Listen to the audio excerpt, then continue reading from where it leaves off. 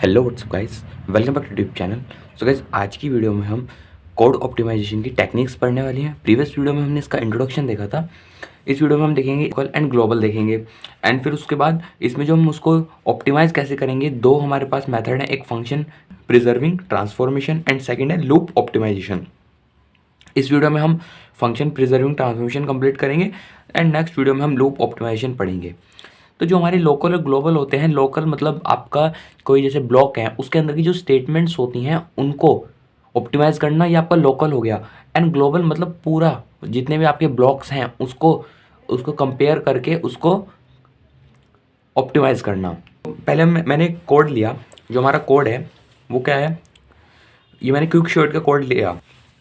इसको या आप किसी बुक से भी देख सकते हैं। इसको अभी हम डिटेल में देखेंगे कि ये वर्क कैसे करता है।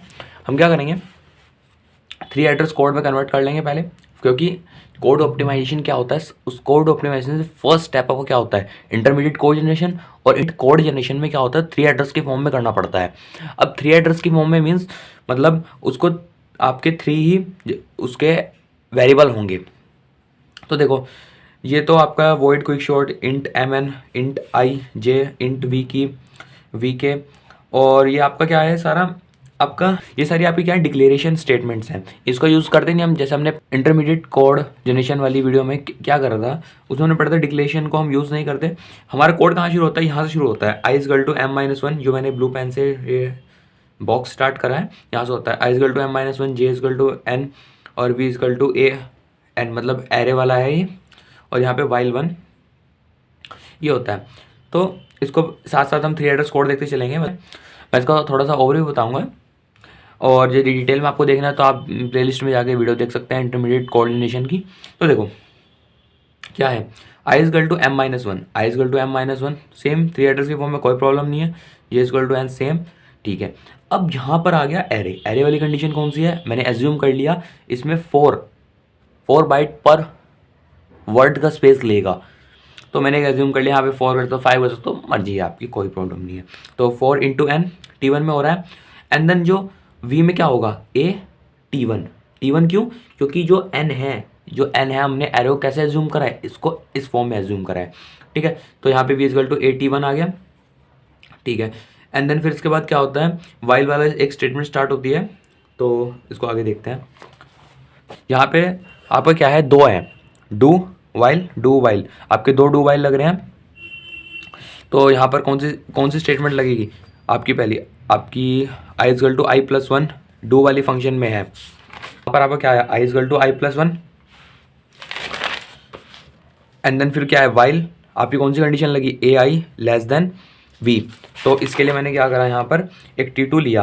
पहले एरे है ना वो, यहाँ पर आपका क्या है, यहाँ पर आपका एरे है ai, तो पहले इसको करेंगे एंड फिर उसको मैं कंडीशन लगाएंगे बाद में।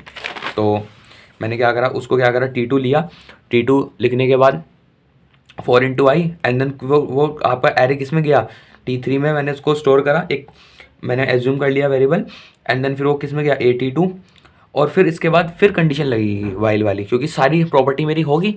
तो अब कौन सी कंडीशन है, वाइल वाली है ना। तो मैंने क्या करा, इफ़ यदि आपकी t3 < है v से, देन गो टू, आपने प्रीवियस किस पे पहुंच जाएगा, जहाँ से हमने स्टार्ट करा था, गो टू किस पर, 5 पे, जहाँ से कंडीशन स्टार्ट करी थी ना।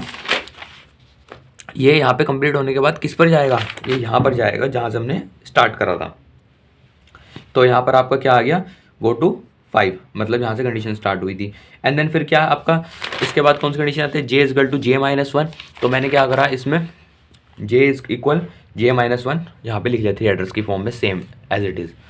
तो अब देखो इसके बाद क्या है आपका वाइल ai, वही जैसे हमने अभी करा था प्रीवियस, वही मैंने क्या करा, जूम कर लिया t4 4 × j, और किस में आ गया, एरे वाले में आ गया। मैंने आई कैसे निकाला, आई को आपका होगा 4 × j, किस में स्टोर करा, t4 में। तो यहाँ पे आई की क्या आएगा, t4। तो यहाँ पे t5 = एरे आपका कौन सा आ गया, t4।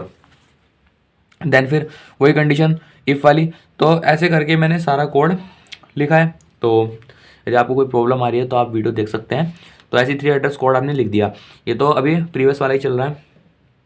देन इसके बाद क्या करेंगे, हम पहले क्या करेंगे, ब्लॉक और फ्लो ग्राफ बना लेंगे। तो ब्लॉक और फ्लो ग्राफ मैंने अभी प्रीवियस वीडियो बनाई थी, आप वहाँ से भी उसको देख सकते हैं। और यहाँ पे मैं बताऊंगा कि ब्लॉक और फ्लो ग्राफ कैसे बनाते हैं। तो देखो, ब्लॉक के लिए क्या करेंगे, सबसे पहले हमें ब्लॉक बनाना है। तो ब्लॉक के लिए हम क्या करते हैं, एक लीडर देखते हैं, और वो लीडर कैसे चॉइस करते हैं। तो वो देखो, लीडर के लिए क्या करते हैं, हमारा जो आपका 3 एड्रेस कोड है, इसमें फर्स्ट स्टेटमेंट आपकी लीडर होगी, ठीक है, फर्स्ट स्टेटमेंट लीडर होगी, और वो कंडीशनल स्टेटमेंट है, एक वो लीडर होती है। तो इसके बाद कंडीशनल स्टेटमेंट हम देखेंगे, कंडीशनल स्टेटमेंट यहाँ पे आती है, इसमें जो गोटू वाला है वो देखेंगे, वो गोटू किस पे जा रहा है, 5 पे, तो एक 5 लीडर होगा। तो गोटू देखेंगे कि आपका किस पे जा रहा है, वो आपका क्या होगा, लीडर होगा। तो ये आपका लीडर हो गया यहाँ पर। तो एक आपका ब्लॉक ये हो जाएगा, और एक ब्लॉक आपका कहाँ तक है, 8, यहाँ पे यहाँ तक है ना, तो एक ब्लॉक ये हो जाएगा। अब इसके बाद देखो, इसके बाद इफ़ के बाद ये वाला लीडर, जो लीडर है मैंने इसको एरो से करा है, जो लीडर है आपका इसको मैंने एरो से करा है। अब एक एरो इस पे भी है 9 पे। अब ये कैसे लीडर बना, अब देखो इफ़ यदि कंडीशन ये होती है तो आगे चले जाएगा वो। अब नेगेटिव केस भी तो देखेंगे, इसका मतलब एक पॉजिटिव केस, इफ़ वाली कंडीशन तो चली गई। अब एल्स वाली केस में क्या करेंगे, जो इसके बाद होएगा वो भी लीडर होएगा, ठीक है। बस एक सिंपल टर्म का याद रखना, जो इफ़ के बाद आएगा वो भी इसका लीडर होगा, क्योंकि वो एल्स वाला केस होगा, ठीक है। तो इसलिए हमने 9 को भी लीडर करा। तो आपके 3 लीडर हो गए यहाँ पे। अब आगे देखते हैं, आगे क्या है आपका, ये उसके बॉक्स में आ जाएगा। अब यहाँ पे कंडीशन स्टार्ट होती है, देखो गो टू 9, 9 भी आपका एक ऑलरेडी है, क्या है, लीडर। देखो वो उस वाले केसेस से भी है, और वो जो मैंने वो कंडीशन बताया उस केसेस से भी है, तो दोनों से है, तो कोई प्रॉब्लम नहीं है, ठीक है। अब देखो इसके बाद इफ़ के बाद एक ये कंडीशन है, गो टू 23, तो एक 23 पे गए, एक लीडर ये हो गया। और एक इफ़ के बाद एल्स वाला केस जैसे मैंने बताया, तो ये वाला भी लीडर होगा। ये लीडर इफ़ की वजह से नहीं है, ये जो मैंने केस बताया है उसकी वजह से है, इफ़ एल्स वाला केस, एल्स वाले केसेस पर है ये। और देन गो टू किस पे गया, 23, तो 23 तो आपका लीडर होएगा ही। एंड इफ़ के बाद एल्स वाला केस T6 पे भी लगा, तो ये एक लीडर है। तो ऐसे आपके लीडर हो गए आपके 1 2 3 4 5 6, तो आपके टोटल 6 लीडर हो गए। अब इन लीडरों को रख के और इनके अंदर के जो स्टेटमेंट है वो भी लिख लेते हैं हम। देखो B1 B2 B3 B4 और B5 B6, ये मैंने ब्लॉक बॉक्स बना लिए। तो इसमें पहले सबसे पहले मैंने क्या करूँगा, I इक्वल टू एक ये पूरा आ जाएगा इसमें, ठीक है। पूरा क्यों आएगा, जब तक कि कोई नेक्स्ट ना आए तो तब तक ये आता है।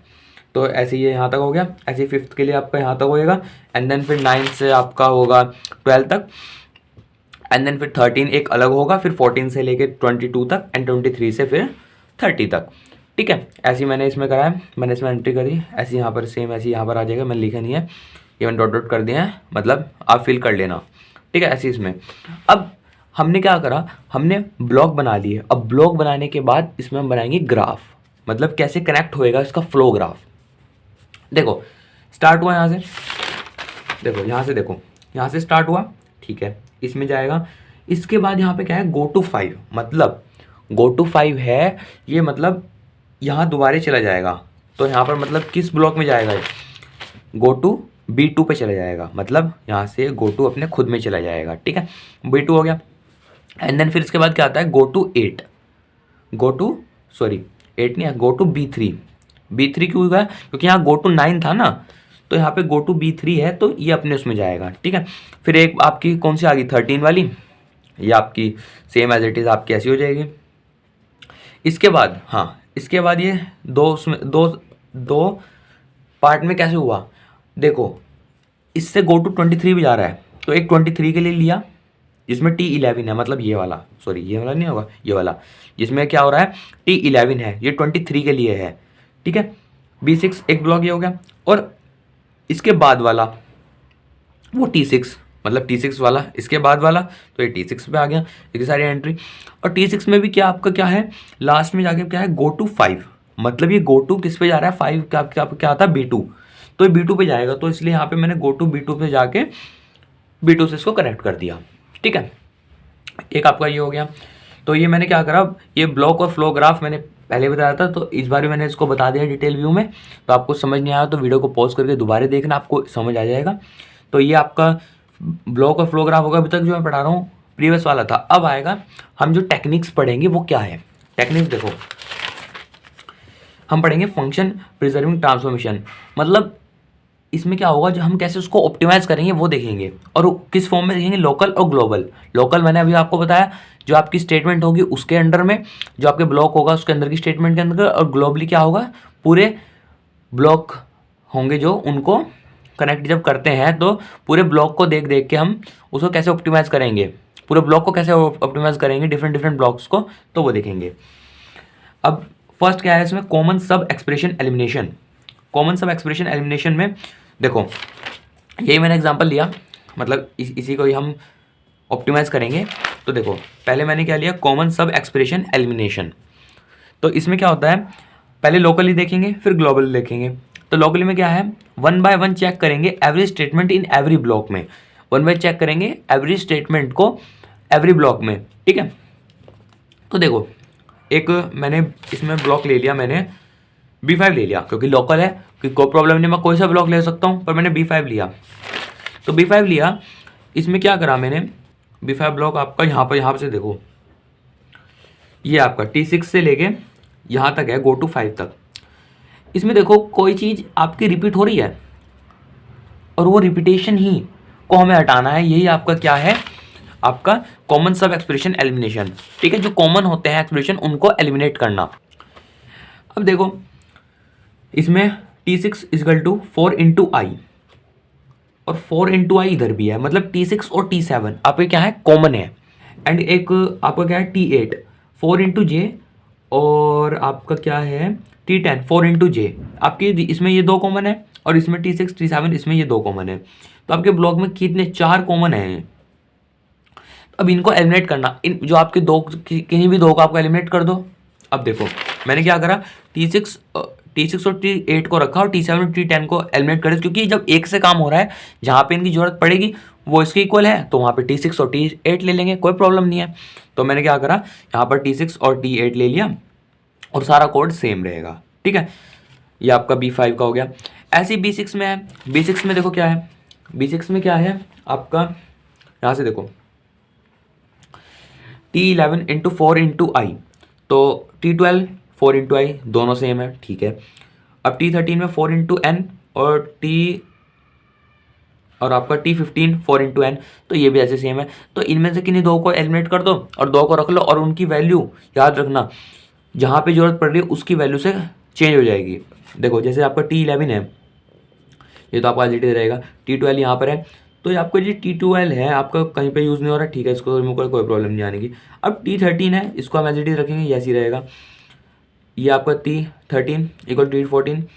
अब T15 का यूज़ है, देखो मैं T15 को हटाऊंगा, T15 की जगह क्या आ जाएगा आपका T13 आ जाएगा, इक्वल टू एक्स। तो ऐसे जो जहाँ भी हम जिसको रिमूव करेंगे, जहाँ पे उसकी रिक्वायरमेंट है, उसको जिससे रिप्लेस करा है वो वहाँ पर आ जाएगा, ठीक है। ये आपका ऐसी B6 हो जाएगा, एलिमिनेट कर दे T12 और T15, तो ये हो गया। ये तो आपको क्या है, लोकल हमने उस व्यू में देखा। अब देखते हैं ग्लोबली। हम क्या करते हैं, ऑल ब्लॉक को, जितने भी सारे ब्लॉक होते हैं सबको चेक करते हैं, और उसको क्या करते हैं, कंपेयर करते हैं। तो मैंने B5 को ही ले लिया, B6 का आप खुद करके ट्राई करना। अब B5 देखो इक्वल टू 4 इंटू आई है, जो आपका 4 इंटू आई है, ये आपका कहीं और यूज़ हो रहा है।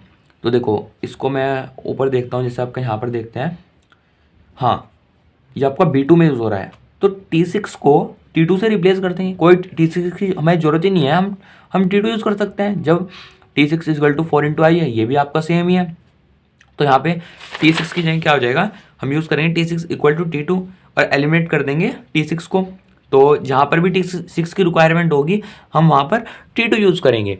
तो क्या होगा, जैसे यहाँ पर ये आपका ये रिमूव हो गया, तो यहाँ पर क्या आ जाएगा, x equal to A T2, तो मैंने यहाँ A T2 लिख दिया। T8 इक्वल टू 4 इंटू जे, ये भी आपका, ये देखो ये आपका B3 में है 4 इंटू जे T4। तो T8 को क्या करेंगे, T8 को एलिमिनेट कर देंगे, और T4 को यहाँ भी इसका यूज़ होगा, T4 यूज़ करेंगे। तो ऐसे ही ये आपका ये एलिमिनेट हो गया। अब यहाँ पे T9 equal to A T4 आ जाएगा, T8 एलिमिनेट हो गया, क्योंकि T4 आपका ऑलरेडी आपके ऊपर ब्लॉक में है, तो यहाँ T4 यूज़ कर लिया। एंड देन यहाँ पे T6 यूज़ होता था, यहाँ पर क्या यूज़ होता है T6, यहाँ पे क्या आ जाएगा T2, तो A T2 equal to T9, और यहाँ पे T8 यूज़ हो रहा था, यहाँ पे क्या आ जाएगा T4, तो यहाँ पे A T4 equal to x and go to B2। तो ये आपका क्या हो गया, ग्लोबली एलिमिनेट कर दिया मैंने, ठीक है। अब इसके बाद क्या होता है, अगेन चेक करेंगे ग्लोबली कि आपका जो ये कुछ और आपका कॉमन तो नहीं है आपके सब में। तो देखो जो आपका x equal to a t two है, ए टी टू किसके इक्वल है, टी थ्री के है। तो इसको मैंने क्या करा, इसके साथ इसको कंपेयर करके इसको एलिमिनेट करा। तो यहाँ पे x इक्वल टू क्या आ जाएगा, टी थ्री के है। और ये भी देखो यहाँ पर देखो जो आपका B2 में है, हम इसमें चेक करें B5 में ए टी टू जो है T3 के इक्वल है, T3 ए टी टू क्या है, T3 के इक्वल है। तो इसको मैंने यहाँ से एलिमिनेट करके x इक्वल टू T3 आ गया। एंड देन फिर T9 इक्वल टू T5। अभी मैंने काटा नहीं है, अभी समझो कि ये आपका सही लिखा हुआ है। तो T9 equal to A T4, A T4 किसके इक्वल है, T5 के, तो यहाँ पे T5 आ गया। एंड देन फिर क्या है, A T2 इक्वल टू किसका आ गया, T9 था, यहाँ पे क्या आ गया T5। और तो ये दोनों सेम है तो मैंने उसको कट कर दिया। And then A T4 equal to x and go to B2, ये आपका सेम ही रहेगा। तो ये आपका यहाँ पर एक ग्लोबली वाला केस आपको, आई होप आपको समझ आया हो। अब देखो, अब देखते हैं हमारा एक कॉमन सब एक्सप्रेशन एलिमिनेशन का कॉन्सेप्ट क्लियर हो गया। अब देखो copy propagation and dead code elimination. Copy propagation and dead code elimination में क्या होता है, x इक्वल है T3 के, x देखो यहाँ से देखो हमारे पास क्या बचा था, ये बचा था, ये तो काट दो। x इक्वल है आपका किसके, T3 के। तो हम क्या करेंगे, जहाँ पे x यूज़ हो रहा है तो यहाँ पे सीधे डायरेक्ट T3 यूज़ कर लेंगे, x को क्या करेंगे, एलिमिनेट कर देंगे। तो ये आपका क्या होगा, ये आपका डेड कोड एलिमिनेशन का कॉन्सेप्ट आ गया। डेड कोड एलिमिनेशन मतलब जिसकी जरूरत ही नहीं है, उसमें क्या करते हैं हम, x इक्वल क्या है, T3 के। तो T3 को क्या करेंगे हम, एलिमिनेट, और उसको T3 यूज़ करेंगे ओनली क्योंकि x इक्वल T3 के है। और इसके बाद क्या आता है, कॉपी प्रोपगेशन। कॉपी प्रोपगेशन में क्या होता है, जो आपका जैसे ये है x इक्वल टू T3 है, तो डायरेक्टली T3 यहाँ लिख देंगे, डायरेक्टली x इक्वल T3 है तो डायरेक्टली T3 को यहाँ पे लिख देंगे। तो होगा कॉपी करना, ठीक है, क्योंकि x इक्वल है T3 के। तो यहाँ पे होगा कॉपी प्रोपगेशन। और डेड कोड एलिमिनेशन आपका मैंने बताया था, ये आपका यहाँ से कट हो जाएगा, ओनली T3 यहाँ पर ऐसे इसको यूज़ करेंगे, क्योंकि डायरेक्टली अभी हम यूज़ कर सकते हैं तो उसको डायरेक्टली यूज़ करेंगे। क्या, A T2 बराबर T5, A T4 आपका T3 के, एंड गो टू B2, ये आपका फाइनल B5 आपका निकल के आया। एंड देन फिर इसके बाद लास्ट बचता है आपका कॉन्स्टेंट फोल्डिंग। कॉन्स्टेंट फोल्डिंग क्या होता है, कोई भी आपका एक्सप्रेशन है अगर वो राइट हैंड साइड में हो तो उसकी जो वैल्यू कांस्टेंट आती है तो हम उसको एक्सप्रेशन की जगह कांस्टेंट वैल्यू लिख लेते हैं, ठीक है। इसका एक एग्जांपल नेक्स्ट वीडियो में देखते हैं। अभी इसका इसमें मैं बता सकता हूँ कि इसमें कोई कांस्टेंट फोल्डिंग नहीं होता, ठीक है, उसमें कोई कांस्टेंट फोल्डिंग नहीं है। तो ये आपका यहाँ पे कंप्लीट होता है। नेक्स्ट वीडियो में हम लूप ऑप्टिमाइजेशन के तीनों चीज़ देखेंगे। सो आज की वीडियो में बस इतना ही, शायद मिलते हैं फिर नेक्स्ट वीडियो में, तब तक के लिए बाय बाय।